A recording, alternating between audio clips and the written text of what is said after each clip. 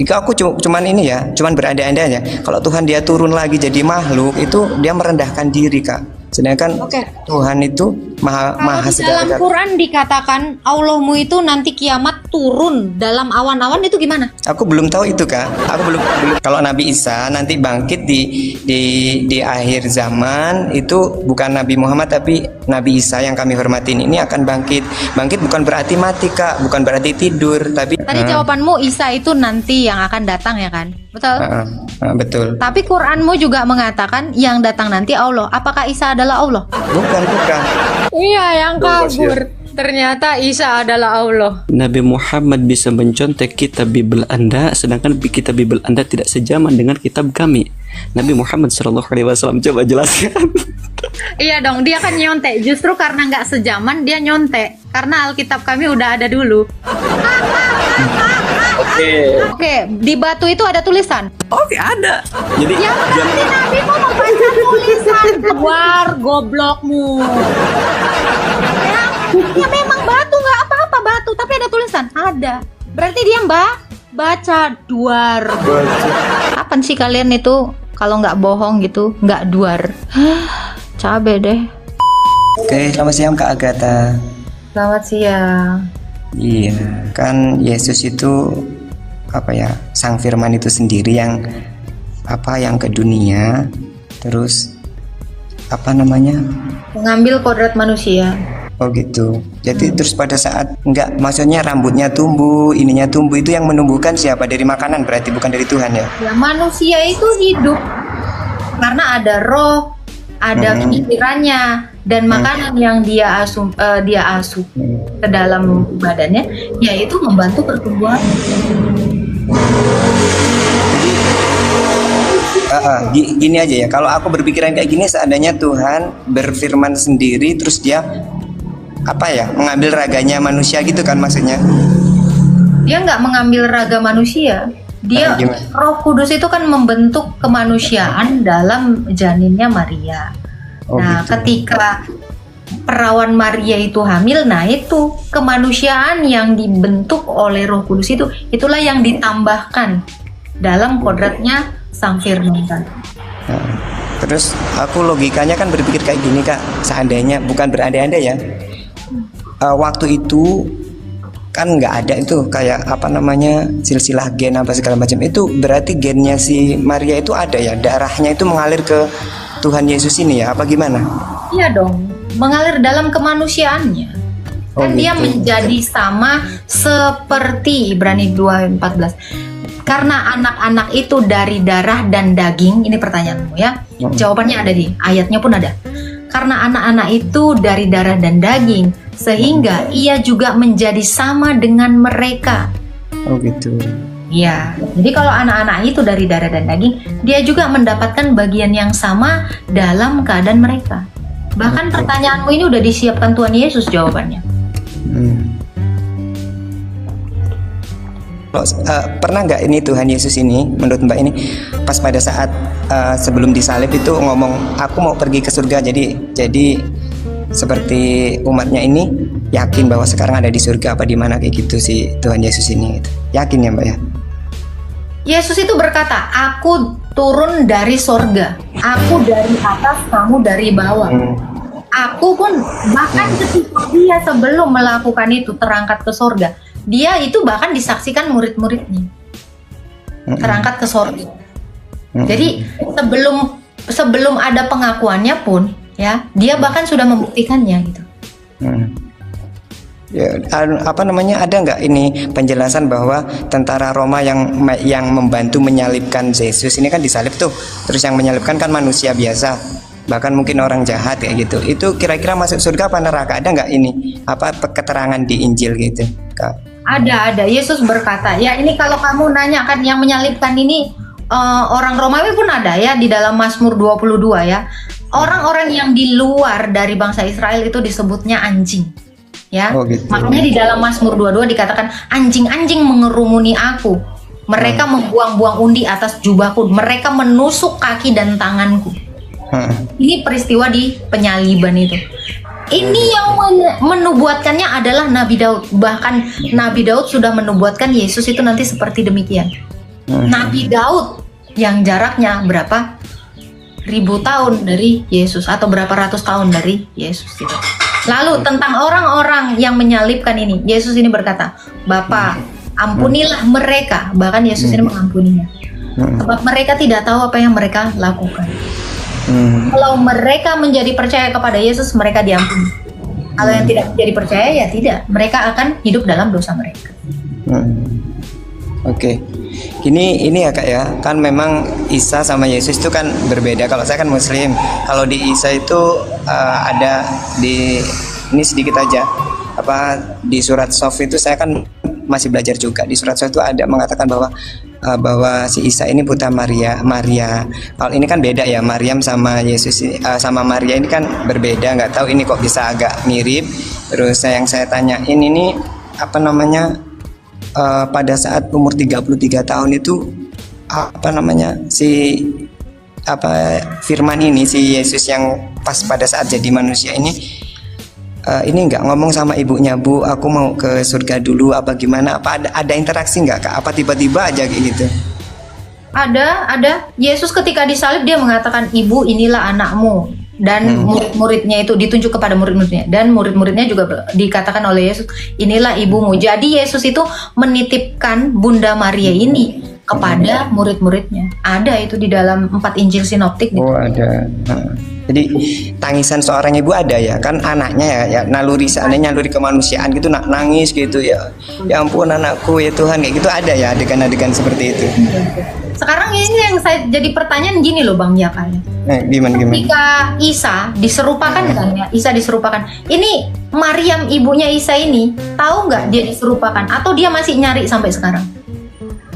Kalau di Islam sih sepengetahuan saya ya Kak ya, itu posisinya Nabi Isa ini kan nabi yang kami hormati. Kalau saya tidak beriman sama Nabi Isa, Islam saya nggak sempurna, belum kafah ya Kak ya. Jadi saya sebenarnya itu ngomonginnya Yesus ini saya nggak terimanya itu loh, yang disalib terkutuk itu tadi loh, saya kayak nggak terima kayak gitu. Tapi di posisi lain kok ini di sini Tuhan ya, terserah, ini ya namanya kita saling menghormati. Posisinya ketika si Nabi Isa ini diserupakan sama muridnya yang kayak berkhianat gitu, kalau nggak salah Yudas apa siapa kayak gitu ya, ibunya pun ini Kak kayak bukan Isa pada saat itu kayak gitu. Dan ada dalilnya nggak nih? Ada dalilnya nggak ini yang Abang bilang? Kalau aku cuman baca-baca aja Kak ya, bukan ini buku aja. Kalau yang itu tadi pertanyaan saya, ini Maria tahu nggak bahwa Isa ini diserupakan, dan atau Maria ini sampai sekarang masih nanya ini, di mana anakku ini tiba-tiba diserupakan?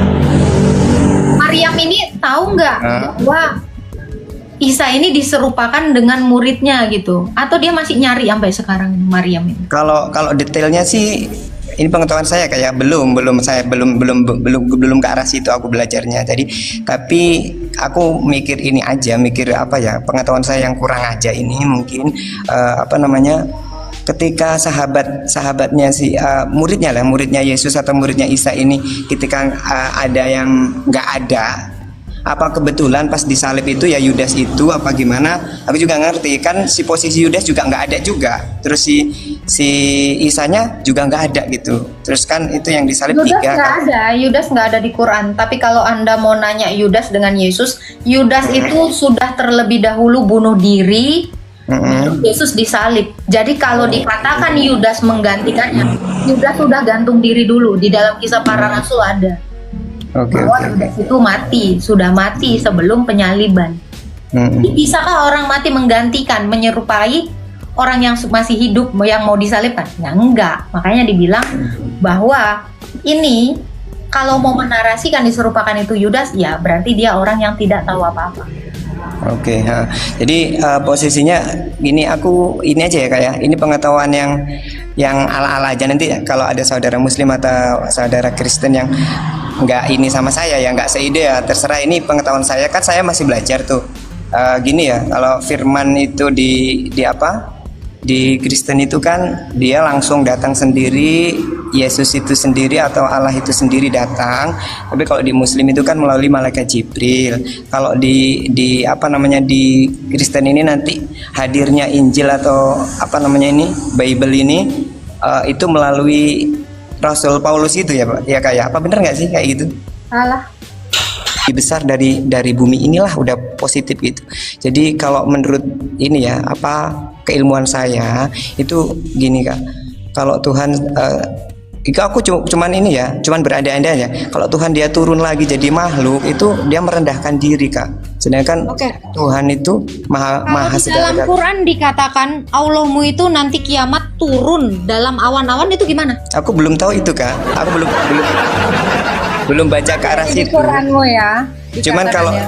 kalau Nabi Isa, kalau Nabi Isa nanti bangkit di akhir zaman itu bukan Nabi Muhammad tapi Nabi Isa yang kami hormatin ini akan bangkit. Bangkit bukan berarti mati Kak, bukan berarti tidur, tapi sekarang masih diambil aja gitu sama Tuhan yang Maha Kuasa gitu Kak. Gitu. Dan disinilah Nabi Isa ini menguji umatnya ini pada saat itu di Yerusalem ya Kak ya.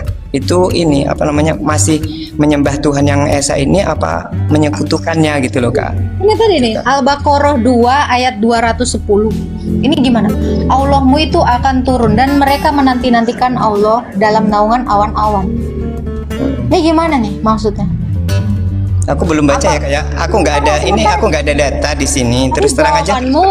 Tadi jawabanmu Isa itu nanti yang akan datang ya kan? Betul? Betul. Tapi Quranmu juga mengatakan yang datang nanti Allah. Apakah Isa adalah Allah? Bukan. Tetap dia posisinya Al-Baqarah 2 ini. ayat 210 ya. Kamu bisa baca ya di Quranmu. Ini saya punya Quran. Oke. Ya. Ini makanya saya bingung. Orang-orang Islam kalau saya tanya siapa nanti yang akan datang turun ke dunia? Isa. Loh, ternyata di Quranmu sendiri Al-Baqarah 210. Ini saya bacakan ya. Ini yang turun itu nanti dalam naungan awan-awan itu adalah Allah. Di dalam kitab kami yang turun dalam naungan awan-awan itu adalah anak manusia yaitu Yesus Kristus. Nih, atau kalian ini nyontek atau gimana ini? Bentar ya. Ada soalnya ayatnya nih, saya bukain dulu Al-Baqarah. Shalom Timothy. Shalom. Gini Kak ya, kalau di Islam itu sepengetahuan saya itu yang dibangkitkan itu yang akan melawan Dajjal kayak gitu nanti Ya. Isa. Di sini Isa ini Kak ya. Ini saya baca ya Al-Baqarah 2 Al-Baqarah ayat 210. Tidak ada yang mereka tunggu-tunggu kecuali kedatangan Allah bersama malaikat dalam naungan awan-awan. Sedang perkara telah diputuskan dan kepada Allah lah segala perkara dikembalikan. Ini yang turun ini adalah Allah gitu. Sementara kalau ditanya Isa yang turun, Isa sama dengan Allah, bukannya gitu? Gini Kak ya, ini kan pengetahuan saya yang minim satu ya. Kalau di Al-Quran itu di bahasa aslinya kan di Arab. Kalau di bahasa Indonesia kan keterbatasan kosakata atau mungkin kita yang belum paham, sayanya yang belum paham. Kalau kakaknya kan mungkin lebih paham dari saya baca Al-Quran. Kalau saya sih kalau baca terjemahan aja itu kurang apa ya, kurang kafah gitu Pak, kurang semuanya gitu, nggak mengena kayak gitu. Mungkin aku nggak bisa jelasin ya di sini. Cuman yang saya pertanyakan itu aja Isa, Yesua, Yesus itu kan kalau di bahasanya sama Kak, penyelamat itu kan artinya ya juru selamat apa gimana gitu artinya. Jadi kan banyak tuh di antara mungkin sahabat Muslim atau sahabat Kristen ini yang kadang-kadang Prof, masih ingat calon mayit, Prof? Ingat ini Yang ternyata di Quran itu memvalidasi Paulus. ini yang kabur kemarin ya. Iya, yang Aduh, kabur. Ternyata Isa adalah Allah. Ini 2 kali loh. Tapi Isa adalah Allah. alhamdulillah ya. Tapi alhamdulillah Bunda ya ada yang masuk Muslim juga ya. Alhamdulillah, makasih. Alhamdulillah, orang bodoh itu memang selalu ada ya. Karena bodoh itu adalah pilihan. Pintar itu adalah hak segala bangsa, bodoh itu adalah pilihan. Nah, kalau masih ada yang Muslim, karena apa? Itu adalah pilihannya menjadi bodoh. Betul nggak, Prof? Betul. Tapi alhamdulillah. Tapi alhamdulillah ada 2 orang masuk Muslim. Berkat Bunda sama Prof. Makasih. Ini data apa hanya omong kosong? Data. ini data atau mimpi nih? Karena Islam kebiasaan datanya mimpi ya, Prof. Liatin aja. Ya, karena saya nggak sulit sekali membedakan antara data dengan mimpi di dalam iman Islam. Ya itu dia. Ya, peristiwa sholat juga ya. Ini orang-orang ini banyak sekali yang susah sekali ya membedakan antara mimpi dengan data gitu. Jadi kalau mimpi bisa dijadikan data, ya saya nggak heran bahwa ada yang masuk Islam 2 orang ini bisa jadi mimpi. Ana mau tanya nih, kata Bunda tadi katanya Al-Quran itu mencontek. Coba jelaskan menconteknya dari mana, Bunda? Oke. Al-Hadid ayat 3. Ini Allah ini dapat dari mana ini narasi? Akulah yang awal dan yang akhir. Anda yang Ana tanyain. Kan kata Bunda tadi Al-Quran mencontek dari mana? Coba jelaskan. Daniel berapa ya, Prof? Saya lupa. Yang anak manusia datang dalam naungan awan-awan. Ada kali lah ini. Kok Daniel bisa 7, ini Allah ini juga datang dalam naungan awan-awan. Semoga ada yang, semoga ada yang masuk Muslim lagi ya. Iya, alhamdulillah Islam masuk Islam ya, Prof. Islam masuk Islam itu udah nggak heran, di Juma banyak. Tiap hari itu ada aja Islam bersahadat. Oke, Daniel berapa, Prof? 7:13. 7 ayat 13. Ya. Aku terus melihatnya karena perkataan sombong yang diucapkan tanduk itu. Aku terus melihatnya sampai binatang itu dibunuh, tubuhnya dihancurkan dan dilemparkan ke dalam api. Ayat 11 ya, Prof? Dalam awan-awan deh. Yang dalam. Oh, ini nih 13. Aku terus melihat dalam penglihatan malam itu tampak datang dalam awan-awan dari langit seorang seperti anak manusia. Ia datang kepada yang lanjut usianya dan dibawa ke hadapannya. Itu satu ya. Lalu yang kedua di dalam Kisah Para Rasul 2 ya. Kisah Para Rasul 1 yang malaikat itu berkata seperti ini ya. Nih, Yesus itu dia ini ya. Oke.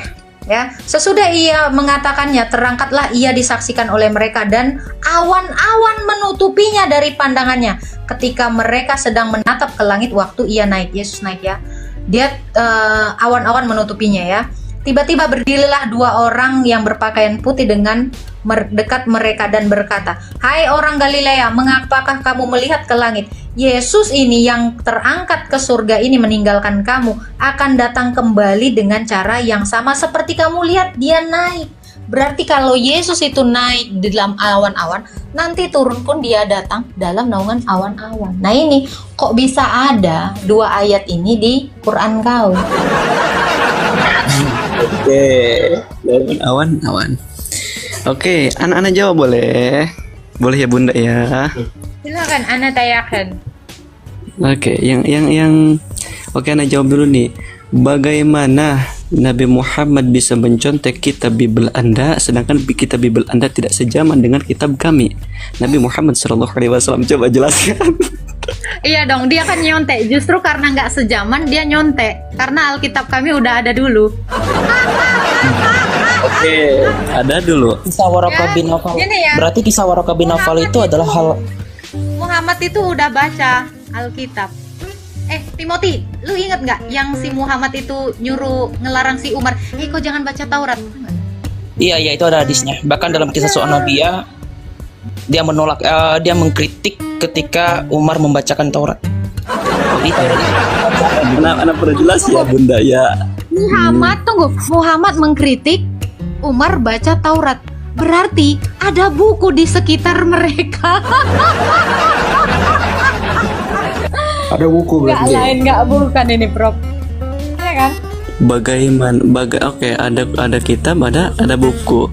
Bagaimana Nabi kami bisa mencontek sedangkan Nabi kami itu tidak bisa menulis dan membaca? Selamat datang kebenaran. Itulah kelebihan Nabi kami. Kenapa Nabi kami diberi kelebihan tidak bisa membaca dan menulis? Al-Bayyinah ayat 2. Itulah kelebihan. Oke. Al-Bayyinah ayat 2 ya. Al-Bayyinah surat berapa ini? Kau baca dulu Quran kau belum lulus. 2 Al-Bayyinah surah 21 ya. Nih kita baca ini Muhammad kau ini bisa nulis atau enggak? Ini kok jangan ingkari dulu. Aduh, Al-Bayyinah 98, ayat berapa, Prof? 9? 98 ayat 2. Oke.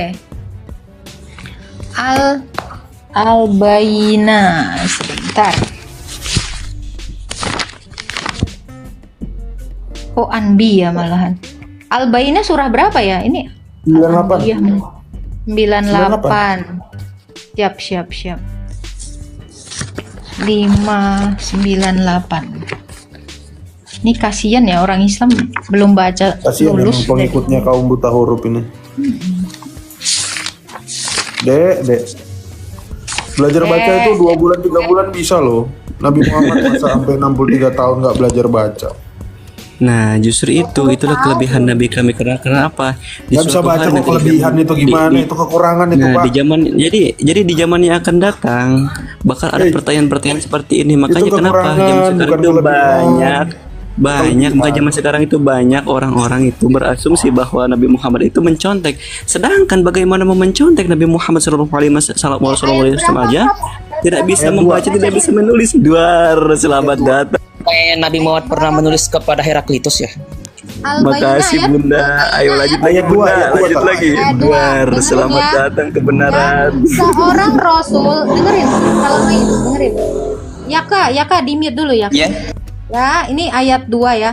Yaitu seorang rasul dari Allah Muhammad yang membacakan lembaran suci Al-Qur'an. Nah, itulah kesalahpahamannya. Sayang. Yang membacakan lembaran suci Al-Quran. Maksudnya gini, ketika Ali bin Abi Thalib dan Zaid, ketika Ali bin Abi Thalib menyorongkan Al-Qur'annya, ini Nabi Muhammad. Nggak ada itu Ali bin Abu Thalib itu di Al-Bayyinah ayat 2 itu dari mana kamu cerita? Lah, makanya ngajinya jangan separuh-separuh, Bung. Kok cengenges ya? Antum ini Duar, selamat datang kebenaran lagi. Apa sih? Kalau bisa Terus, baca, terus, bentar. terus. Kalau di sini dikatakan Al-Bayyinah ayat 2, Nabi kau membaca suhuf, ini bisa baca atau enggak dia? Ini Ini apa? Maksudnya jalan- apa? Komat kamit. Gimana ini? Enggak nih, jadi gini, kisah makanya kalau misalkan baca sejarah itu yang lengkap, Bung. Ini gimana? Ini baca suhuf ini bohong. Nanti kurang. Jadi bukan bohong, jadi maksudnya gini.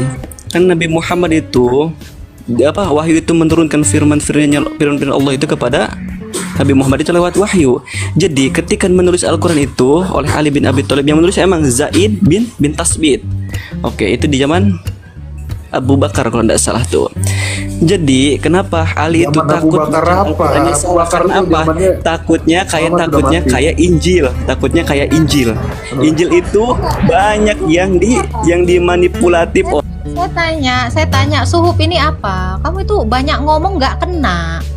Suhuf ini apa yang dibaca ini? Suhuf ini bentuknya apa? Kan Muhammad membacakan suhufan.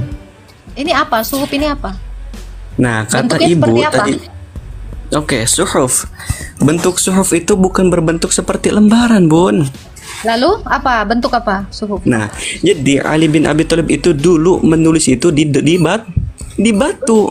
Oke, di batu itu ada tulisan. Oke, ada. Jadi Ya berarti Nabi mau membaca tulisan. War goblokmu. Ya memang batu, nggak apa-apa batu, tapi ada tulisan. Ada. Berarti dia baca duar. Baca dia.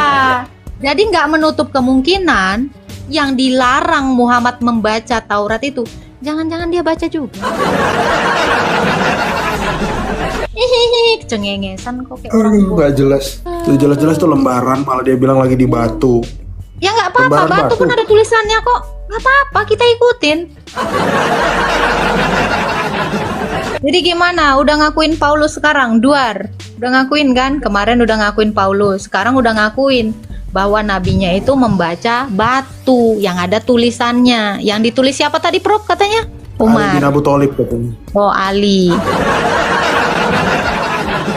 Parah. Kapan sih kalian itu kalau nggak bohong gitu, nggak duar? Cabe deh. Hikmat yang benar.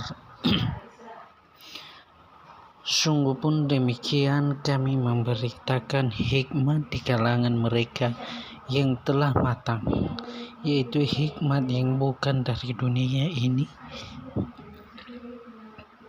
dan yang bukan dari penguasa-penguasa dunia ini, yaitu penguasa yang akan ditiadakan. Tetapi yang kami beritakan ialah hikmat Allah yang tersembunyi dan rahasia yang belum disediakan oleh dunia. Tidak ada dari penguasa dunia ini yang mengenalnya, sebab kalau sekiranya mereka mengenalnya, mereka tidak menyalibkan Tuhan yang mulia. Tetapi seperti ada tertulis, apa yang tidak pernah dilihat oleh mata dan yang tidak pernah didengar oleh telinga dan yang tidak pernah timbul di dalam hati manusia, semua disediakan Allah untuk mereka yang mengasihi Dia.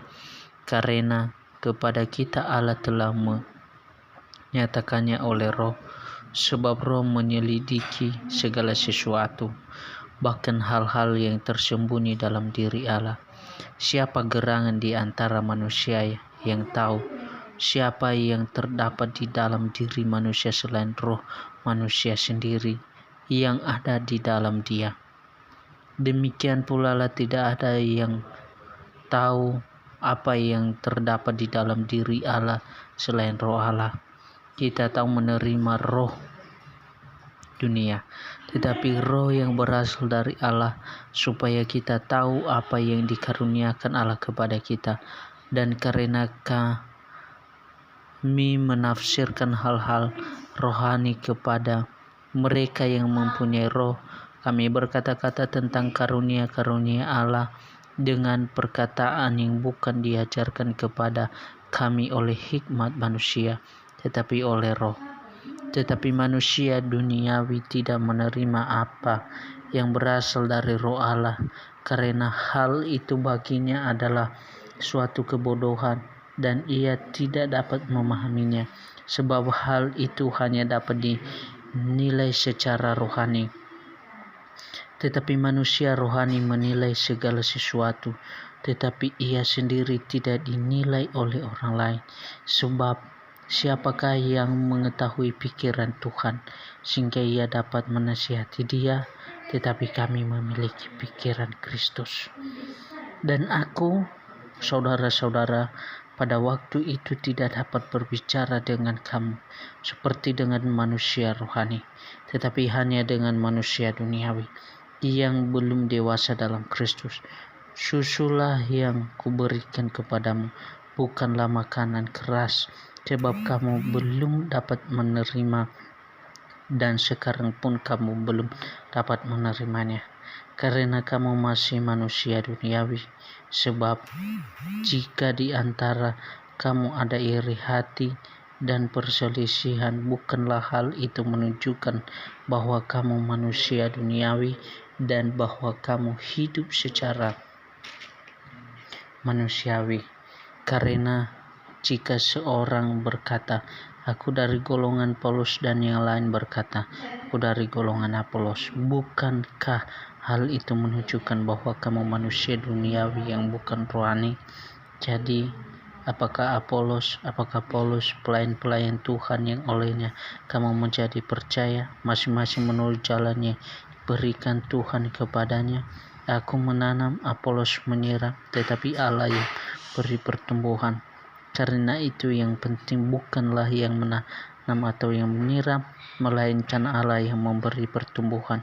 Baik yang menanam maupun yang menyiram adalah sama, dan masing-masing akan menerima upahnya sesuai dengan pekerjaannya sendiri. Karena kami adalah kawan sekerja Allah, kamu adalah ladang Allah, bangunan Allah, sesuai dengan kasih karunia Allah yang dianugerahkan kepadaku. Aku sebagai seorang ahli bangunan yang cakat telah meletakkan dasar, dan orang lain membangun terus di atasnya. Tetapi tiap-tiap orang harus memperhatikan bagaimana ia membangun di atasnya, karena tidak ada seorang pun yang dapat meletakkan dasar lain daripada dasar yang telah diletakkan, yaitu Yesus Kristus. Entahlah orang membangun di atas dasar ini dengan emas, perak, batu permata, kayu, rumput kering, atau jerami. Sekali kelak pekerjaan masing-masing orang akan nampak, karena hari Tuhan akan menyatakannya, sebab ia akan nampak dengan api, dan bagaimana pekerjaan masing-masing orang akan diuji oleh api itu. Jika pekerjaan yang dibangun seorang tahan uji, ia akan mendapat upah. Jika pekerjaannya terbakar, ia akan menderita kerugian, tetapi ia sendiri akan diselamatkan, tetapi seperti dari dalam api. Tidak tahukah kamu bahwa kamu adalah bait Allah, dan bahwa Roh Allah diam di dalam kamu? Jika ada orang yang membinasakan bait Allah, maka Allah akan membinasakan dia, sebab bait Allah adalah kudus, dan bait Allah itu ialah kamu. Jangan ada orang yang menipu dirinya sendiri.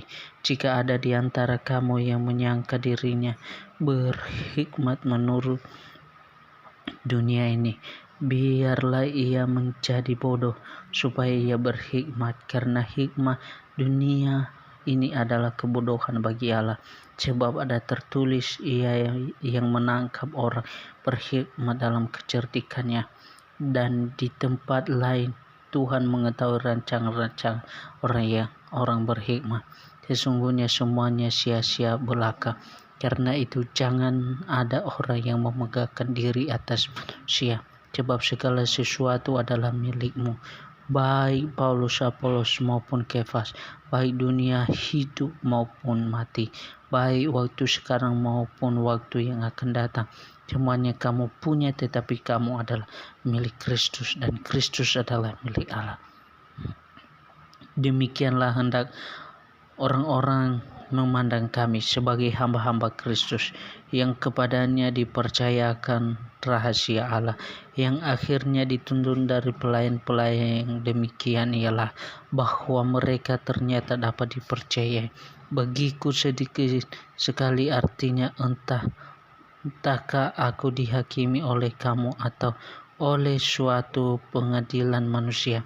Malahan diriku sendiri pun tidak kuhakimi, sebab memang aku tidak sadar akan sesuatu, tetapi karena itu aku dibenarkan. Dia menghakimi aku, ialah Tuhan. Karena itu janganlah menghakimi sebelum waktunya, yaitu sebelum Tuhan datang. Ia akan mengurangi juga apa yang tersembunyi dalam kegelapan, dan ia akan memperlihatkan apa yang rencanakan di dalam hati. Maka tiap-tiap orang akan menerima pujian dari Allah. Saudara-saudara, kata-kata ini aku kenakan pada diriku sendiri dan kepada Apolos, karena kamu, supaya dari teladan kami kamu belajar apakah artinya ungkapan jangan melampaui yang ada tertulis, supaya jangan ada di antara kamu yang membongkar diri dengan jalan mengutamakan yang satu daripada yang lain. Sebab siapa yang menganggap engkau begitu penting, dan apakah yang engkau punyai yang tidak engkau terima? Dan jika engkau memang menerimanya, mengapakah engkau memegahkan diri seolah-olah engkau tidak menerimanya? Kamu telah kenyang, kamu telah menjadi kaya, tanpa kami kamu telah menjadi raja.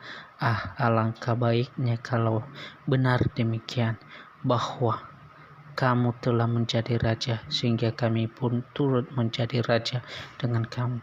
Sebab menurut pendapatku, Allah memberikan kepada kami para rasul tempat yang paling rendah, sama seperti orang-orang yang telah dijatuhi hukuman mati.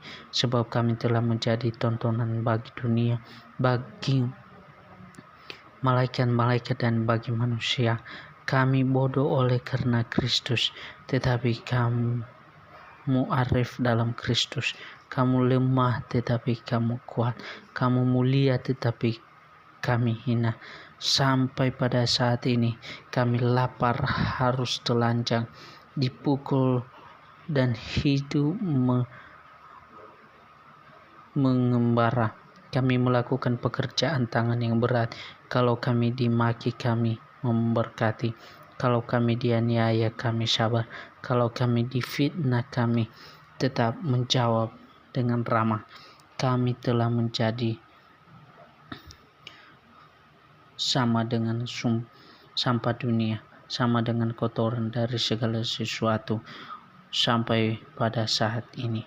Hal ini kutuliskan bukan untuk memalukan kamu, tetapi untuk menegur kamu sebagai anak-anakku yang kekasih. Sebab sekalipun kamu mempunyai beribu-ribu pendidik dalam Kristus, kamu tidak mempunyai banyak bapa. Karena akulah yang dalam Kristus Yesus telah menjadi bapamu oleh Injil yang kuberitakan kepadamu. Sebab itu